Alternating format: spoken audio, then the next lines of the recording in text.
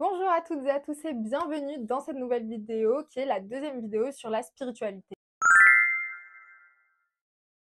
Et donc aujourd'hui on va parler d'énergie féminine et d'énergie masculine. Donc messieurs, vous pouvez rester sur cette vidéo comme d'ailleurs sur toutes les autres vidéos parce que le développement personnel et la spiritualité ce n'est pas réservé qu'aux femmes. Mais aujourd'hui en particulier on va parler de vous.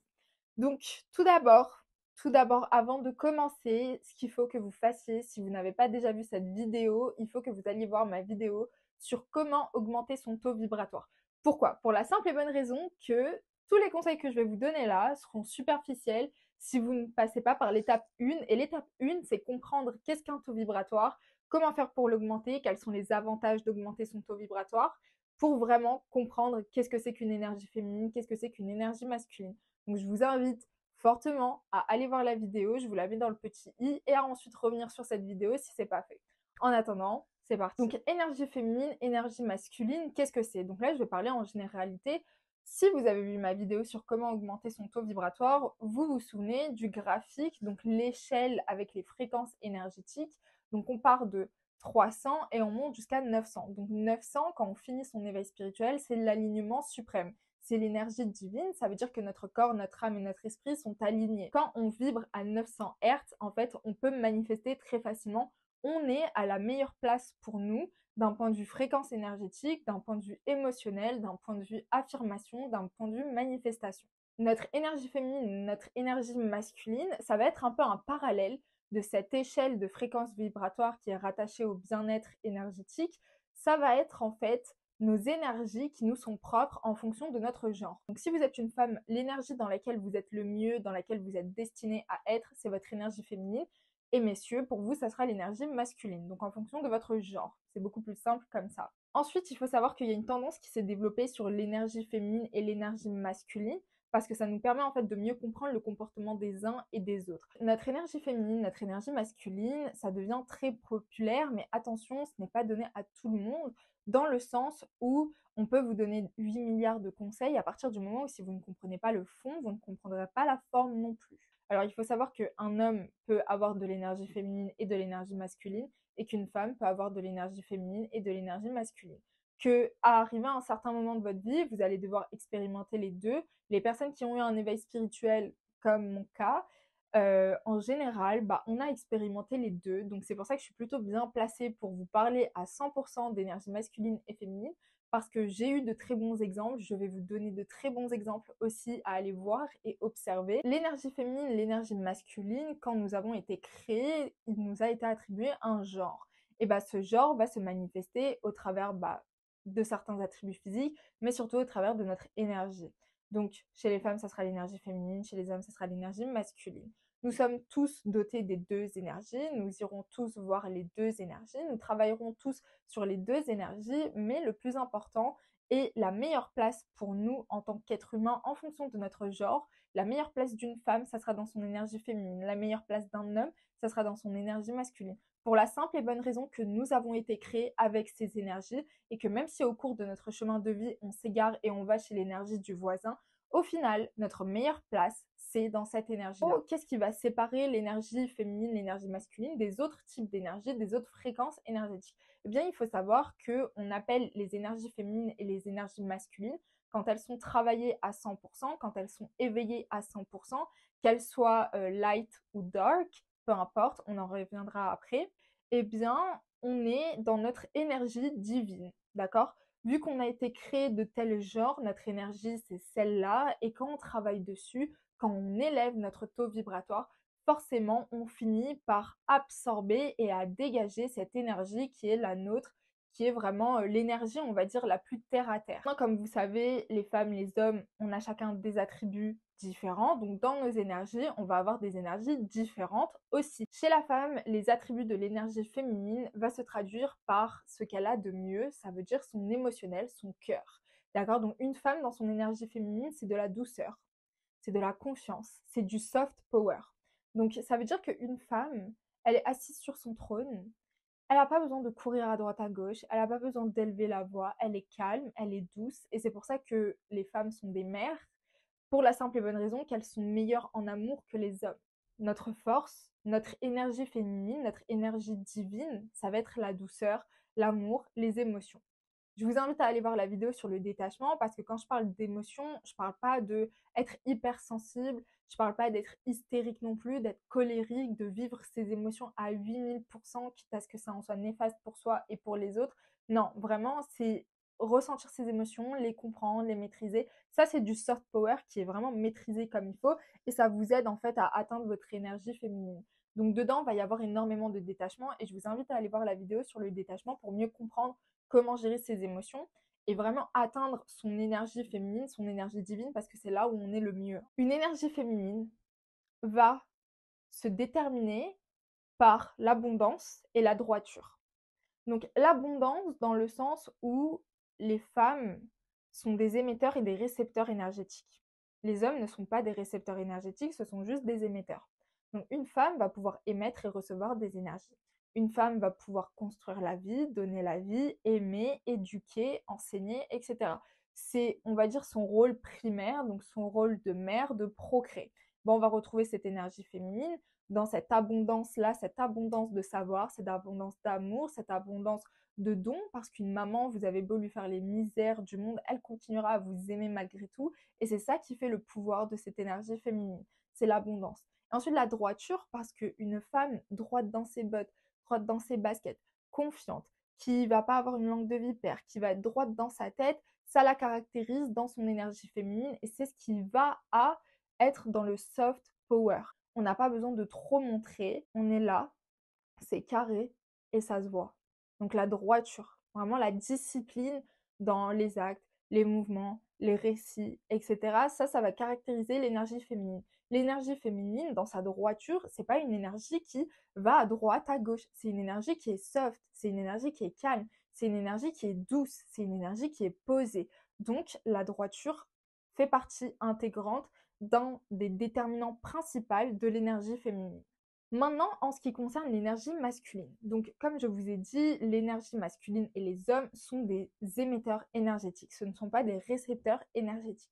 Donc là, on a une première différence. Ensuite, il y a bien une phrase qui doit déterminer que on n'est pas sur un garçon, mais on est sur un homme qui utilise et qui a 100% dans son énergie masculine.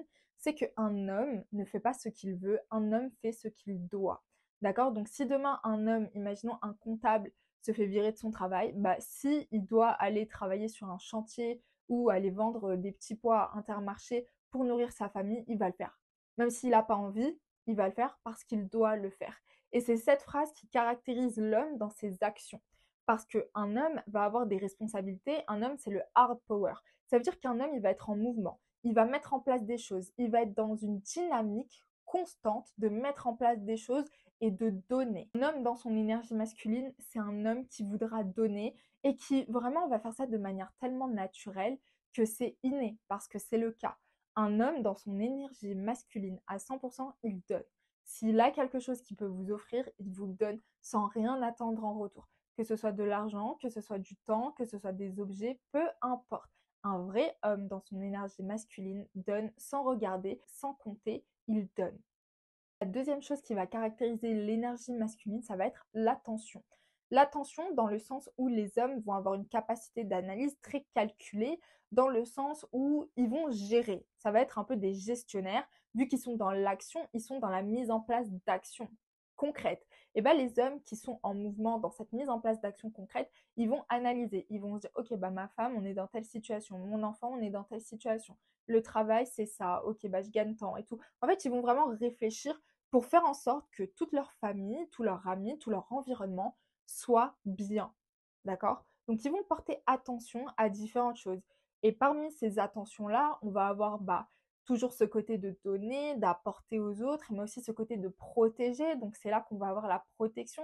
Ok, peut-être que ma femme, elle est un peu sensible, que là, voilà, le travail, elle n'aime pas, etc. Donc, on va porter attention à ce genre de petites choses euh, dans le calcul parce que du coup, les hommes sont moins émotifs que les femmes, forcément. Mais il n'y a aucun mal quand je dis dans le calcul, c'est juste que c'est leur cerveau qui réfléchit comme ça en fait. Donc un homme, ça va être le hard power, toujours dans l'action, toujours dans la dynamique, dans le je suis la stabilité, je suis posée et s'il faut courir à droite à gauche, je cours à droite à gauche. Mais en fait, un homme, quand il court à droite à gauche, on n'a pas l'impression qu'il court à droite à gauche parce qu'il est dans son énergie masculine. On a l'impression que c'est normal. Il peut faire 8000 choses, mais en fait, il a la maîtrise sur ce qu'il fait. Il est dans sa dynamique à lui, il est dans son énergie propre à lui. On n'a pas l'impression qu'il court à droite à gauche. Absolument pas. Maintenant, on va avoir l'énergie féminine et l'énergie masculine chez un individu. Donc chez une femme, on va avoir de l'énergie féminine et masculine, chez un homme, pareil. Évidemment, chez une femme, plus de l'énergie féminine, chez un homme, plus de l'énergie masculine. Maintenant, je vais vous dire un truc, c'est que pour être à 100% dans son énergie féminine, pour être à 100% dans son énergie masculine, il faut avoir expérimenté l'énergie masculine à 100% et l'énergie féminine à 100%. Je vous explique pourquoi. Pour les personnes qui ont eu un éveil spirituel, ça a dû vous arriver, et personnellement, ça a été mon cas. T'es une femme, t'es censée être dans ton énergie féminine, mais en fait, tu vas te rendre compte que tu vas dévier vers ton énergie masculine. Pourquoi? Parce que t'es en éveil spirituel, tu te bats contre toi-même, tu te bats pour résoudre les problèmes de ton âme. Donc, t'es dans le mouvement dans lequel tu n'es pas censé être, parce que c'est un homme qui est dans le mouvement, qui court comme ça à droite, à gauche, etc. Bah, une femme en éveil spirituel, elle va être poussée vers cette énergie masculine pour l'expérimenter à fond, pour pouvoir ensuite pouvoir expérimenter son énergie féminine à 1000%. Parce que c'est là que notre place est la meilleure. Donc, une femme dans son énergie masculine, ça va être une femme qui va vouloir entreprendre, avoir des choses en action constante, qui va rejeter ce qu'on lui donne, qui ne va pas accepter d'aide, qui ne va pas accepter qu'on lui apporte quoi que ce soit sous n'importe quelle forme. C'est une femme qui se met dans une position de c'est moi qui gère, c'est moi qui a les capacités, c'est moi qui a les responsabilités, c'est à moi d'apporter. Ça, c'est une femme dans son énergie masculine. Un homme dans son énergie féminine, ça va être un homme qui est posé et qui fait pas grand-chose, un peu un glandouillard, évidemment. Pas dans le sens où l'énergie féminine est glandouillarde de base, mais chez les hommes, elle le devient parce que ce n'est pas leur énergie de base. Donc on va avoir des personnes démotivées, des personnes qui n'ont pas d'ambition, des personnes qui vont avoir un comportement de garçon princesse, qui vont attendre en fait que c'est une femme qui prenne soin d'eux alors que eux ne font rien pour prendre soin de leur femme. Et en fait, quand on est dans son énergie masculine, on se rend pas compte qu'on n'a rien à y faire. On est content. Moi, personnellement, j'étais contente. J'étais là, je continuais, je continuais, je continuais. Et à la fin de mon éveil spirituel, je me suis dit, mais pourquoi? Qu'est-ce que je fais là? En fait, c'est comme si j'ai eu un déclic. Comme si j'étais en train de vivre une réalité qui n'était pas la mienne. Et c'est le cas parce que je n'ai rien à faire dans mon énergie masculine. J'étais là parce que j'avais besoin d'être là pour continuer le chemin de mon éveil spirituel, pour le terminer. Mais en réalité, je n'ai pas besoin d'être dans mon énergie masculine. Moi, je suis une femme, ma meilleure place, c'est dans mon énergie féminine.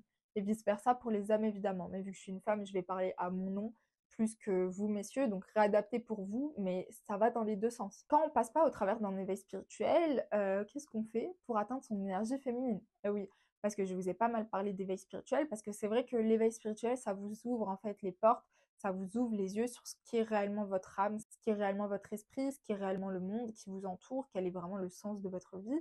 Donc un éveil spirituel, c'est extrêmement puissant. Il y a l'éveil et il y a le non-éveil. Évidemment, chacun a un parcours différent et je vous ferai une vidéo sur l'éveil spirituel. Mais quand on ne fait pas d'éveil spirituel, on fait comment? Déjà, on évite d'aller dans son énergie masculine. Parce que dans les calculs, son énergie masculine, on en a besoin que dans son éveil spirituel, quand on doit vraiment combattre ses démons intérieurs. Vous faites pas d'éveil spirituel, vous n'avez pas à combattre vos démons intérieurs avec cette partie-là énergétique auquel vous allez avoir accès quand même. Donc éloignez-vous de votre énergie masculine, rentrez dans votre énergie féminine, dans votre énergie divine, dans le sens où vous acceptez qui vous êtes, vous acceptez votre sort et que votre sort, il n'y a aucune honte en fait. Il y a beaucoup de personnes qui vont être dans leur énergie masculine et qui sont des femmes qui vont être là en mode oui, mais toi, tu veux pas travailler, tu veux qu'un homme il t'apporte tout, t'es là, tu veux être posée comme une princesse, tu veux pas faire ci, tu veux pas faire ça, tu veux pas faire ci, tu veux pas faire ça. Mais en fait, oui, parce qu'une femme, c'est pas fait. Moi, je vous le dis, hein, je vous dis la vérité, une femme n'est pas faite pour travailler de 8 heures à 18 heures.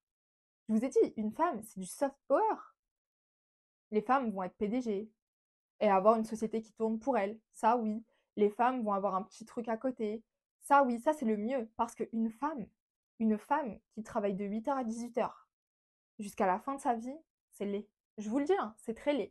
pour l'avoir vu de mes propres yeux, pour avoir travaillé avec des personnes qui sont très âgées, bientôt presque l'âge de la retraite, qui se sont tuées la santé au travail. Tout ça pourquoi? Pour courir derrière de l'argent, pour travailler pour un autre homme. C'est petit, c'est extrêmement rabaissant.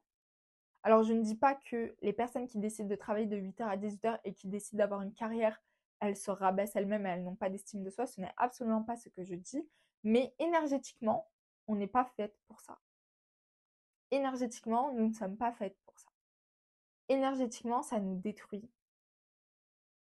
Parce qu'après, une femme qui va avoir tendance à travailler de 8h à 18h jusqu'à la fin de sa vie, c'est une femme, en fait, la seule chose qu'elle fait, c'est enlever un petit peu de son énergie féminine.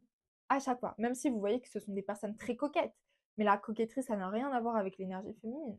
Attention, les apparences peuvent être très très trompeuses. Donc, vraiment, une femme n'est pas faite pour travailler de 8h à 18h. Un homme, oui.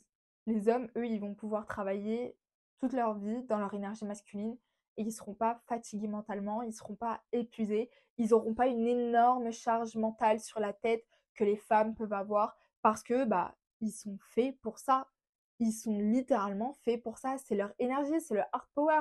Aller à droite, à gauche, et ils s'en rendent même pas compte. Ils font ça de manière tellement naturelle. Et c'est génial, hein. Un homme qui est à 100% dans son énergie masculine, c'est excellent. L'exemple typique d'un couple qui est à 100%, donc la femme dans son énergie féminine, l'homme dans son énergie masculine, ça va être le couple traditionnel.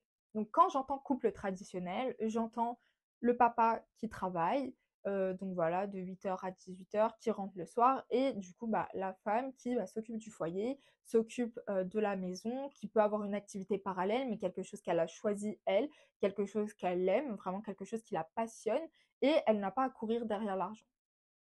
Voilà, c'est l'homme qui apporte les besoins de la famille, qui répond aux besoins de la famille au travers de son travail. Un exemple d'énergie féminine, je vais vous donner plusieurs noms d'actrices à aller regarder. Je veux que vous regardiez leur comportement, comment elles parlent, comment est-ce qu'elles agissent, tout ça parce que ce sont des femmes qui sont à 100% dans leur énergie féminine. La première, ça va être Megan Fox. Alors Megan Fox, c'est celle qui, au travers de mon éveil spirituel, m'a le plus aidée dans mon énergie féminine, sincèrement. Parce que Megan Fox, déjà, et moi, on a la même date d'anniversaire. Bon, on n'est pas nés la même année, mais on a la même date d'anniversaire. Nos chartes astrologiques sont très très similaires, genre vraiment. Donc on a un peu comme des jumelles d'un autre temps. Et dans mon éveil spirituel, j'ai eu beaucoup de points communs avec Megan dans sa vie. Donc voilà pour la petite aparté. Donc vous pouvez aller voir Megan Fox. Elle va utiliser son énergie féminine dans un de ses atouts qui est séducteur. C'est une très belle femme. Elle n'a pas besoin de rajouter des 1000 et des 100 pour être très séductrice. Elle l'est naturellement. Son énergie à elle va être au travers de la séduction sans forcément le vouloir, sans forcément faire quoi que ce soit de plus qu'elle ne fait déjà. D'accord? Ensuite, vous allez avoir Angelina Jolie dans le film Maléfique. Angelina Jolie, c'est vraiment le soft power un peu froid. C'est le soft power qui a quand même un caractère, qui a un vécu, qui est quand même connecté à ses émotions. Donc je vous conseille vraiment d'aller voir les films Maléfiques et d'analyser le personnage d'Angelina Jolie, qui est très bien fait, sincèrement. Pendant des années, j'ai pas apprécié ce film. Et un jour, je me suis dit, bon, il faut que j'affronte ma peur et je vais le regarder. Et je l'ai regardé et je l'ai beaucoup apprécié, donc le 1 et le 2. Ça montre en fait que dans le deuxième, au travers de l'enfant, elle se reconnecte un petit peu à elle-même, à ses émotions. Et en fait, on se rend compte qu'elle n'a jamais arrêté de sentir des émotions, de ressentir des émotions. Donc voilà, et ça montre aussi la passion que peut avoir l'énergie féminine dans son déterminisme, dans son action, etc. Ensuite, un des exemples qui m'aura le plus servi dans ma vie, étant très jeune, c'est Jennifer Love Hewitt dans la série Ghost Whisperer. Donc dans la série, c'est Melinda Gordon. Et franchement, énergie féminine à 10%. Toutes les saisons, tous les épisodes, franchement, et inspirez-vous d'elle parce que vous ne pourrez pas avoir meilleure inspiration en fait niveau énergie féminine, vraie énergie féminine. Ensuite, chez les hommes, en exemple, donc vous allez pouvoir avoir In Summerhelder. Donc lui, pas dans le personnage de Damon Salvatore, mais vraiment dans le personnage, enfin lui réellement, vous regardez ses interviews, comment est-ce qu'il se comporte. Ça, c'est un homme dans son énergie masculine. Ensuite, un autre homme qui est dans son énergie masculine, le mari de Melinda Gordon dans Ghost Whisperer. Très bel exemple d'énergie masculine. Un couple qui fonctionne. un couple qui fonctionne, qui est vraiment à 100% dans leurs énergies et qui est magnifique. En notre exemple pour l'énergie masculine, vous allez avoir Dwayne Johnson. Donc très très bon exemple d'énergie masculine, non pas parce qu'il est taillé comme une armoire, mais surtout parce qu'en fait, quand vous voyez sa vie, lui aussi est parti de zéro. En fait, vous voyez qu'il a une vie vraiment posée, stable, avec des enfants, qu'il est entouré de beaucoup de femmes dans sa famille d'ailleurs. Il y a très peu d'hommes, mais c'est pas un problème en fait. Donc c'est un très bon exemple aussi de Dwayne Johnson. Du coup, je vais vous parler un petit peu de tout ce que je vois passer sur les réseaux sociaux. Faut savoir qu'on peut vous donner 8 milliards de conseils sur l'énergie féminine, l'énergie masculine. Je sais que souvent on vient, on me dit ouais, mais on fait comment pour qu'on nous paye des verres gratuits, des ci, des ça. Écoutez, je vais vous dire un truc, c'est que quand vous êtes dans votre énergie féminine, vous en avez un peu rien à faire du reste. Dans le sens où vous êtes là, vous vivez votre vie, même si les gens ils vous regardent, même si les gens ils vous regardent peut-être avec un regard de jugement, bah vous en fait vous vous en foutez. Vous êtes la queen, donc on s'en fiche. Donc n'oubliez pas que quand vous êtes dans votre énergie féminine, vous attirez une énergie masculine. Sauf que c'est rare quelqu'un de nos jours qui est dans son énergie masculine ou quelqu'un qui est dans son énergie féminine à 100%. Comme on dit, ceux qui se ressemblent s'assemblent. Donc vous, si vous êtes dans votre énergie féminine, peut-être qu'il y aura moins de personnes qui vont vous courir après, peut-être que si, peut-être que ça. Mais c'est simple en fait, parce que vous vous appelez à une énergie masculine, une vraie énergie masculine. Donc vous allez aussi attirer les petits clochards, forcément, parce que c'est un jeu, hein. Ah oui, bah elle est comme ça et tout, bah vas-y et tout, je vais essayer de la voir. Donc ça aussi, il faut analyser, il faut regarder, il faut bien être au courant aussi, qu'est-ce qui est une vraie énergie masculine, qu'est-ce qui est du faux semblant, parce que voilà, bon, ça se flaire très rapidement. Mais une énergie féminine, c'est pour vous. C'est pas ce que ça vous apporte dans le matériel. Ça vous apporte du matériel, ça c'est sûr. Mais avant tout, ça vous apporte énormément en dehors du matériel. Dans le spirituel, ça vous apporte énormément. Donc ne cherchez pas au travers de l'énergie féminine à être à tout prix dans la séduction. Par exemple, moi, mon énergie féminine, elle va se renvoyer aux autres au travers du respect. Donc le respect, ça veut dire que les gens, quand ils vont me voir, ils vont tout de suite avoir envie de me respecter. C'est quelque chose qu'on m'a dit, hein, j'invente rien, on me l'a dit. On m'a dit, voilà, quand on te voit sans te connaître et ensuite quand on te connaît, bah, en fait, t'imposes le respect. Donc vous voyez, c'est vraiment ce que vous dégagez personnellement et vous vous en rendez pas forcément compte. En ce qui concerne maintenant la light feminine energy et la dark aussi, donc chez les femmes et chez les hommes, qu'est-ce que ça va être concrètement?